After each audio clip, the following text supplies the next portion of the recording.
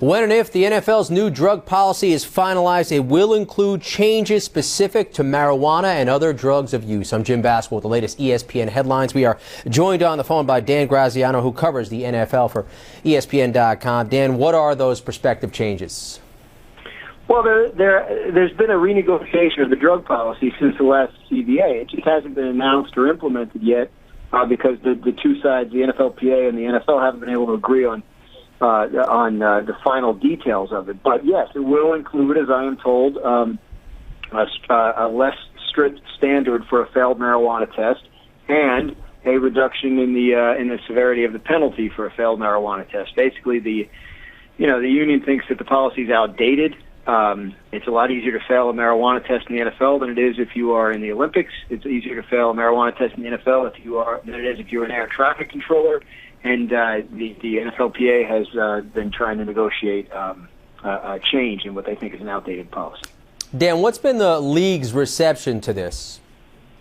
Well, again, as I understand it, they've agreed to it, but it's part of a larger renegotiation of the drug policy. The league's motivation is that it wants HTH testing, which is also in this renegotiated drug policy.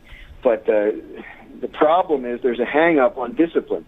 The NFLPA wants independent arbitrators for discipline in certain cases, and the NFL does not want to cede any of Roger Goodell's power to adjudicate his own discipline. So there's HGH testing to be announced. There's this marijuana thing to be announced. There's a lot of changes to the drug policy that have been negotiated and agreed to, and are just waiting for the final details of the agreement to be worked out. But it's they've been at this for 2 years, so it's hard to say when it'll happen. How would you categorize, Dan, the relationship between the players' union and the commissioner's office regarding this subject? Well, like anything else, it's a contentious relationship. I don't think on the issue of marijuana it necessarily is. I think the issue is of discipline and of the HGH testing, the high-profile things thought about. But obviously, as an overall, it's a contentious relationship, and as a result, it's a shame. I wrote on ESPN.com today. The league should be embracing the idea of increasingly legalized medicinal marijuana as a potential method of pain relief for its players.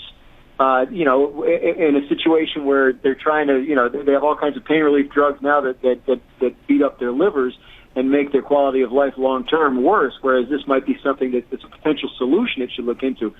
The problem is their motivation is not one of charity. Their motivation is one of negotiation.